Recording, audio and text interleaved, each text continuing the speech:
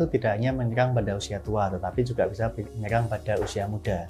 Jadi gagal ginjal itu secara umum ada dua macam, yaitu gagal ginjal akut sama gagal ginjal kronis.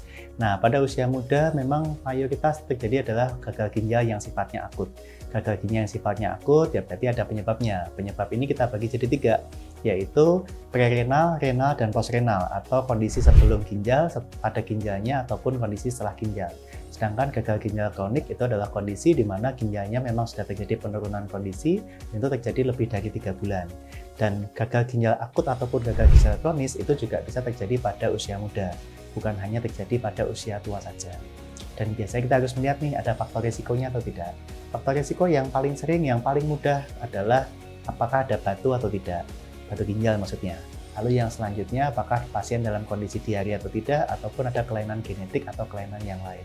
Kondisi-kondisi sistemik seperti diabetes ataupun hipertensi juga bisa memperberat kondisi gagal ginjal. Terutama pada kondisi akut ya. Kondisi akut tadi ada 3 kondisi, yaitu kondisi sebelum ginjal, kondisi pada ginjalnya, atau kondisi pada setelah ginjalnya.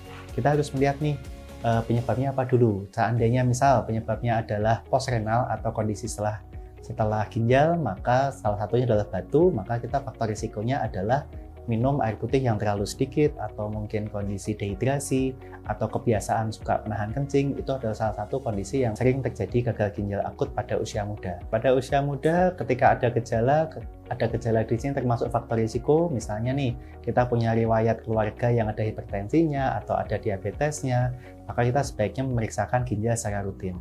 Ataupun ada kondisi di mana ada perubahan warna urin yang kita lihat nih, kalau misalnya kita browsing itu ada namanya gradasi warna urin. Ketika kondisinya warna urin kita itu berbuih atau lebih pekat daripada biasanya, ataupun bengkak di kaki ataupun di tubuh kita, maka kita harus waspada nih, ginjal kita seperti apa, sehingga harus kita cek.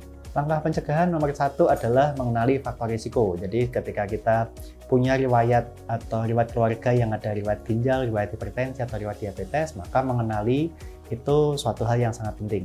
Lalu yang kedua adalah mengendalikan faktor risiko. Jadi kalau misalnya kita punya darah tinggi, punya gula, ya kendali faktor risiko itu suatu hal yang penting. Lalu yang ketiga adalah pola hidup sehat. Nah, ini suatu hal yang mungkin sudah untuk disampaikan, tetapi kadang-kadang sulit untuk dilakukan. Pola makan sangat berdampak. Yang pertama adalah jumlah konsumsi air putih. Jadi konsumsi air putih kita itu paling tidak sekitar 25-30 cc per kilogram berat badan per hari. Minimal itu bisa kita penuhi.